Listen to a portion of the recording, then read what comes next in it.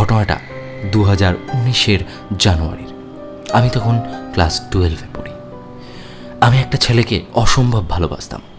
2017-তে আমাদের রিলেশন শুরু হয়, আর 2019-এ এসে ব্রেকআপের কারণ এতই তুচ্ছ ছিল যে আমি বিষয়টা মেনে নিতে পারছিলাম না।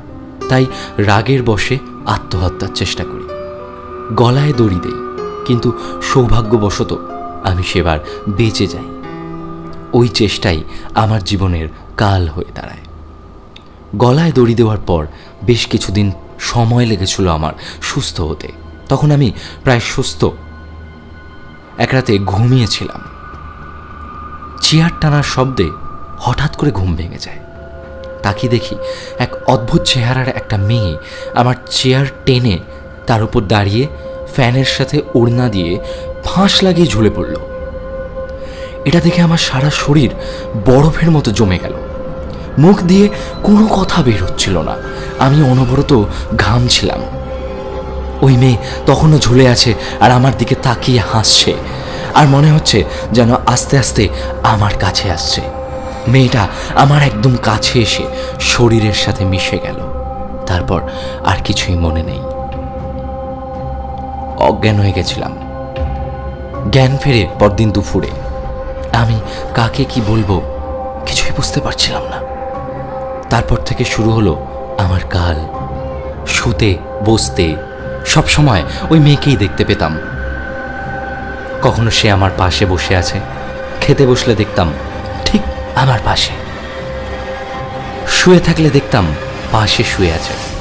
এত কিছুর পরও আমি কেন জানি না কাউকে কিচ্ছু বলতে পারছিলাম না। এভাবে মাসখানিক কেটে যাওয়ার পর একদিন আমি ছাদে দাঁড়িয়েছিলাম আমার বোনের সাথে। হঠাৎ দেখি ওই মেয়েটা আমার একদম কাছে এসে বলল, তুই না মরলে যে আমি মুক্তি পাবো না। বলেই সে আমাকে ছাদ থেকে ধাক্কা দিল এবং আমি দেখছি যে আমি নিচে পড়ে গেলাম। রক্তে চারিপাশ ভিজে গেছে। আমার শরীরে তীব্র ব্যথা অনুভব করছি। আমার মনে হচ্ছিল আমি মরে যাচ্ছি এবং আমার পাশে ওই মেয়েটা দাঁড়িয়ে হাসছে। কিন্তু সবকিছুই আমি দেখছি, আমি অনুভব করছি, কিন্তু আসলে কিন্তু আমি পড়ে যাইনি। আমি ছাদে দাঁড়িয়ে আছি, কিন্তু আমি দেখতে পাচ্ছি যেন আমি পড়ে গেছি। আমার মাথা কাজ করছিল না। আমি যখন নিচের দিকে তাকাচ্ছি দেখছি আমার শরীর রক্তাক্ত অবস্থায় মাটিতে পড়ে আছে এবং ওই মেয়ে অনবরত হেসেই চলেছে। এক পর্যায়ে আমি অজ্ঞান হয়ে যাই। জ্ঞান আসে 2 দিন পর। হসপিটালের এক বেডে 2 দিন মরার মতো পড়ে থাকার পর যখন জ্ঞান আসলো তখন মনে হচ্ছিল কয়েকটা যুগ পার হয়ে গেছে।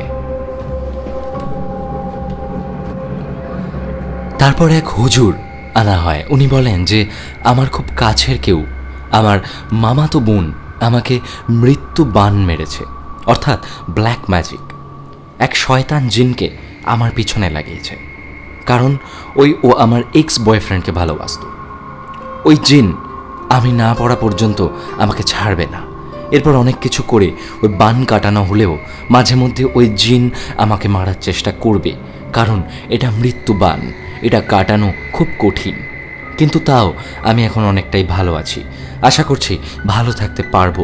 তোমার অনেক বড় ভক্ত আমি দাদা, খুব ভালো লাগে তোমাকে, অনেক অনেক ভালোবাসা রইল দাদা।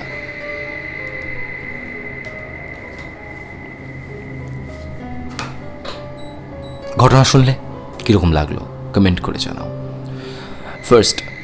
ফার্স্ট যেটা বলার সেটা হচ্ছে যে ঐন্দ্রিলাকে আমি একটা কথা বলবো, এবং ঐন্দ্রিলার পাশাপাশি আরও যত শ্রোতা আমাকে শুনছো এই মুহূর্তে, যারা আমাকে ভালোবাসো, যারা আমাকে দাদা মানো, যারা আমাকে বন্ধু মানো, যারা আমাকে ভাই মানো, যাই মানো, আমি তাদের প্রত্যেককে বলছি, আমি তোমাদের শুভাকাঙ্ক্ষী হয়ে প্রত্যেককে বলছি যে প্লিজ কখনো এই ব্রেকআপ বা কোনো ধরনের ছোট ছোট বিষয়ের জন্য আত্মহত্যার পথ বেছে নিও না, কারণ আত্মহত্যা কিন্তু কোনো সমাধান নয়।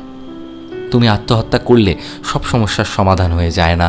তুমি আত্মহত্যা করা মানে তুমি হয়তো তোমার এই কষ্টটার থেকে বেরিয়ে গেলে, কিন্তু তোমার আশেপাশে তোমার ফ্যামিলি, তোমাকে যারা ভালোবাসে, তারা সারা জীবন সেই কষ্টটা বয়ে নিয়ে চলবে। ঈশ্বরের কাছে প্রার্থনা করি তোমরা সকলে এবং আমিও এবং সাথে প্রত্যেকের পরিবার আমরা যেন সবাই সুস্থ থাকতে পারি, সবাই ভালো থাকতে পারি। এবং তার পাশাপাশি আরেকটা বিষয় এখান থেকে জানা গেল যে সবসময় কাছের মানুষ মানে সে আমাদের ভালো চাইবে তার কোনো মানে নেই, কারণ কাছের মানুষও কিন্তু আমাদেরকে অনেক রকমভাবে ক্ষতি করার চেষ্টা করে। সো যখনই যার সাথেই কথা বলবে, যখনই যার সাথে যা কিছুই শেয়ার করবে না কেন, সবসময় নিজের লিমিট বুঝে কথা বলবে, নিজের লিমিট বুঝে প্রত্যেক মানুষের সাথে মিশবে, কাউকে অন্ধের মতো বিশ্বাস করবে না। এমনকি ব্ল্যাক ম্যাজিক বলো বা যাই বলো, কোনো কুসংস্কারকেও অন্ধের মতো বিশ্বাস করবে না। সমস্ত কিছুর পেছনে একটা ব্যাখ্যা সবার প্রথমে খুঁজবে। তো চলে যাবো আজকে দ্বিতীয় গল্পে, এবং দ্বিতীয় গল্পটাও কিন্তু বেশ রোমহর্ষক।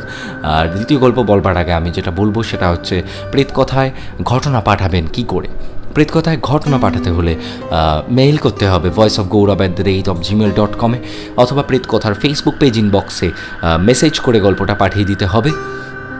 এবং আমি সমস্ত লিঙ্ক, আমার ইমেল অ্যাকাউন্টের লিঙ্ক, আমার ফেসবুক পেজের লিঙ্ক এবং আমার গ্রুপের লিঙ্ক, সব কিছুর লিঙ্ক আমি দিয়ে দিচ্ছি ডেসক্রিপশন সেকশনে। এই ভিডিওটার ডেসক্রিপশন সেকশনে গেলে সমস্ত রকমের কন্ট্যাক্ট করার সব কিছুই সেখানে পাবে। এবং আমার মনে হয় সেখান থেকে প্রেতকথার সমস্ত পেজ, সমস্ত কন্ট্যাক্ট ডিটেলস খুঁজে নেওয়া বা আমাকে খুঁজে নেওয়া এমন কিছু কঠিন ব্যাপার নয় তোমাদের পক্ষে। তো খুবই সহজ একটা বিষয়। এবং চলে যাব একেবারে দ্বিতীয় ঘটনায়। আজ রবিবার, ঘড়ির কাঁটায় রাত 10টা, এবং ওয়েলকাম টু প্রেতকথা। আমি গৌরব আছি তোমাদের সঙ্গে। এখানে গল্প নয়, ঘটনা শোনানো হয়। ঘটনাটা পাঠিয়েছে তৃষিত রয়, এবং এই ঘটনাটা বড় অদ্ভুত একটা ঘটনা। এরকম ঘটনা আমি আগে কখনো শুনিনি। ঘটনাটা যেভাবে তৃষিত পাঠিয়েছে আমাকে, আমি পড়ছি সেভাবে। হাই গৌরবদা, আমি তৃষিত। ঘটনাটা যখন হয় তখন আমি ক্লাস 6 বরানগরে থাকতাম। দেন ওখান থেকে চলে আসি খড়দাতে। এসে নতুন একটা স্কুল কল্যাণনগর বিদ্যাপীঠে ভর্তি হই। প্রথম কয়েক মাস কিছুই হয়নি। দেন সামনেই ভোট শুরু হয়, তাই আমাদের স্কুল রিনোভেট করার জন্য 2 সপ্তাহর একটা লম্বা ছুটি দেওয়া হয়। সেই 2 সপ্তাহ পুরো স্কুল ফাঁকা। 2 সপ্তাহ পর আমি যখন স্কুলে যাই, গিয়ে একটা অদ্ভুত জিনিস লক্ষ্য করি। আমি ঠিক যেই বেঞ্চে বসতাম তার পাশে একটা অদ্ভুত পিলার, যেটা আগে ছিল না। সবাই ওটাকে নর্মালি ভাবত, কারণ স্কুল রিনোভেট করা হয়েছে, একটা নতুন পিলার হয়তো সেখানে হয়েছে। কিন্তু আমার কেন জানি না মনে হতো এটার কোনো দরকার ছিল না। হঠাৎ করে ক্লাসের মাঝখানে বেঞ্চের পাশে এরকম একটা অড জায়গায় একটা পিলারের কী বা দরকার। কিন্তু যাই হোক, এইসব কথা কাউকে বললে তারা সেটাকে হাস্য কৌতুকের বশে নেবে, বলবে একটা পিলার তৈরি হয়েছে সেখানে, তাতে তোর কি। আমি কিন্তু খুব ডান পিটে ছিলাম। কিন্তু হঠাৎ কি হলো, সেই পিলারের পাশে যখনই আমি বসতাম, আমি অদ্ভুতভাবে শান্ত হয়ে যেতাম। এবং বেশিরভাগ সময় আমি একা একা থাকতাম। টিফিনে সব বন্ধুরা যখন মাঠে খেলতে যেত, আমি সেই পিলারটার পাশে, পিলারটার দিকে তাকিয়ে চুপচাপ বসে থাকতাম। কেউ কথা বলতে চাইলে তার সাথে কথা বলতাম না। পিলারটা যেন আমাকে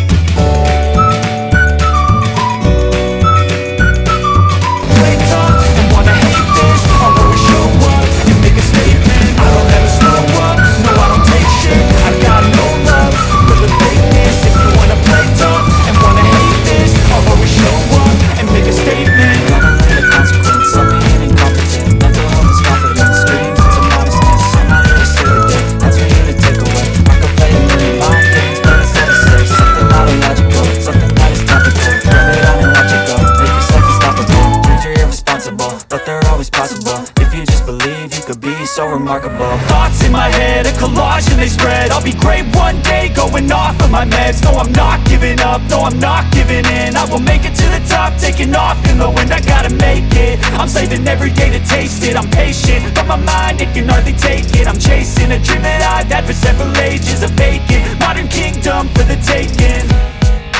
Now that I've been put through hell, I never got anyone's help. I had to do it all myself. I don't ever slow up, no I don't take shit. I got no love for the fakeness. If you wanna play tough and wanna hate this, I'll always show up and make a statement. I don't আমাদের ক্লাসরুমে আসলেন এবং ক্লাসরুমে এসে রাজমিস্ত্রি ডেকে পুরো পিলারটাকে ভাঙলেন এবং ভাঙার পর ভেতর থেকে একটা আস্ত কঙ্কাল বেরিয়ে আসলো। পুলিশ আসে, ইনভেস্টিগেশন হয়, জানা যায় যে ওই কঙ্কালটা একজন মহিলা প্রিসাইডিং অফিসারের ছিল। তখন যেহেতু স্কুল রিনোভেট হচ্ছিল, সেই সময় যে রাজমিস্ত্রিরা কাজ করছিল তারা সেই প্রিসাইডিং অফিসারকে গ্যাং রেপ করে এবং তারপর ওই পিলারের মধ্যে পুঁতে দেয়। তারপর সেখানে একটা পিলার দাঁড় করিয়ে দেয়। তারপর তারা সেই দেহ থেকে সমস্ত মাংস ছাড়িয়ে শুধুমাত্র কঙ্কালটাকে একটা পিলারের মধ্যে ঢুকিয়ে দেয়, মানে একটা কঙ্কালের উপর পিলার দাঁড় করিয়ে দেয়, যাতে কখনো সেই দেহর আর কোনো হদিশ না পাওয়া যায়। এরপর জিনিসটা এক্সপোজ হলো। তারপর থেকে আমার খুব জ্বর আসতে শুরু করে এবং কিছুদিনের পর আমার সেই জ্বর ছেড়ে যায় এবং আমার যে মেইলিপনাটা ছিল সেটা, মেয়েদের মতো হাঁটা, মেয়েদের মতো কথা বলা, মেয়েদের মতো চুল ঠিক করা, সেই জিনিসগুলো আস্তে আস্তে কাটতে থাকে। এটা হচ্ছে আমার সাথে ঘটে যাওয়া একটা ভুতুড়ে ঘটনা। প্লিজ তোমার চ্যানেলে এটা পড়ো। অর্থাৎ এর থেকে প্রমাণিত হয় যে হয়তো সেই আত্মা ত্রিশিতের মাধ্যমে জাস্টিস পেল। মানুষ তো আর জাস্টিস পেল না, কিন্তু যারা অপরাধ করেছিল তারা শাস্তি পেল এবং এভাবেই যেন কোনো অপরাধী কোনোদিনও না বাঁচে। কখনো আমি চাইব না যে আমাদের ভারতবর্ষ এবং বাংলাদেশ, আমাদের দুই দেশেই কোনোদিনও কোনো মেয়েকে রেপের শিকার হতে হোক। এবং এটা পৃথিবীর সব থেকে জঘন্যতম অপরাধ। এবং এই অপরাধ যারা করে তারা যেন কোনোদিনও তার শাস্তি থেকে না বাঁচতে পারে। এবং চাইব যেন এই অপরাধ আমাদের সোসাইটিতে না হয়। আমরা প্রত্যেকে অনেক বেশি আমাদের সমাজের প্রতি দায়বদ্ধশীল হব। আমরা প্রত্যেকে আমাদের সমাজের প্রতি অনেক বেশি কর্তব্যপরায়ণ হব, রেসপেক্টফুল হব। কখনো যেন আমাদের মধ্যে ঈশ্বর করুক যেন এরকম খারাপ মেন্টালিটি না আসে যে আমরা কারোর সাথে কিছু খারাপ করব। কখনো যেন আমাদের মধ্যে সেরকম মানসিকতা না আসে যে আমরা কারোর ক্ষতি করব। এই প্রার্থনা করি আমি এবং আমার প্রত্যেক শ্রোতা প্রত্যেকের হয়ে ঈশ্বরের কাছে। এবং জাস্টিস যেন সব সময় সমস্ত ভিকটিম পায় এবং বিশেষ করে সে ভিকটিম যেন চলে যাওয়ার পর জাস্টিস না পায়, ভিকটিম যেন বেঁচে থাকা অবস্থায় জাস্টিস পায়, এটাই চাইব। ঘটনা দুটো কেমন লাগলো? আশা করি আজকের ঘটনার মধ্যে শুধুমাত্র দুটো ভয় দেখানো ঘটনা নয়, আজকের ঘটনা দুটোর মধ্যে মেসেজ ছিল, সামাজিক বার্তা ছিল। এবং আমি আশা করব এই বার্তা তোমরা নিজেদের মধ্যে যেমন নেবে তেমন পৌঁছে দেবে আরও সকল মানুষের মধ্যে। সবাই ভালো থেকো, সুস্থ থেকো।